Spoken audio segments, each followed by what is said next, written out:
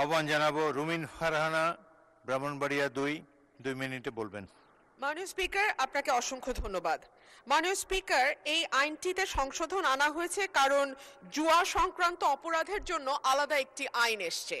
মাননীয় স্পিকার, আমার বক্তব্য সাইবার প্লেসে নারীর সুরক্ষা নিয়ে।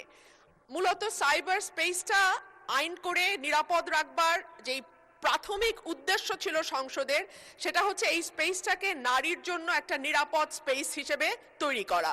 কিন্তু আমরা যারা রাজনীতি করি কিংবা যারা পাবলিক ফিগার কিংবা যারা নোন ফেস, আমাদেরকে প্রতিনিয়ত সাইবার হ্যারাসমেন্ট, সাইবার বুলিং এবং নানান রকম সাইবার অপরাধের শিকার হতে হয়। তথ্য প্রযুক্তি উন্নত হচ্ছে মাননীয় স্পিকার, অস্বীকার করবার কোনো উপায় নাই। অস্বীকার করবার কোনো উপায় নাই। আমরা এখন এআই জগতে প্রবেশ করেছি। অস্বীকার করবার কোনো উপায় নাই যে কোনটা রিয়েল, কোনটা ফেক, কোনটা ভুয়া, কোনটা সঠিক।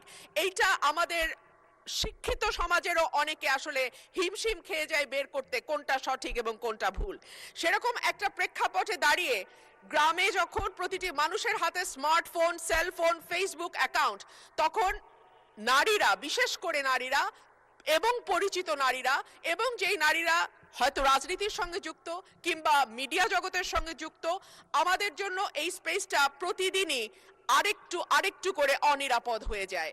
আমি এই সংসদের মাধ্যমে, মাননীয় মন্ত্রী উপস্থিত আছেন আশা করি, এই সংসদের মাধ্যমে আমি আশা করব নারীদের জন্য আমরা যেন একটা নিরাপদ সাইবার স্পেস রাখতে পারি, তৈরি করতে পারি, সেই ব্যাপারে সরকার মনোযোগী হবেন।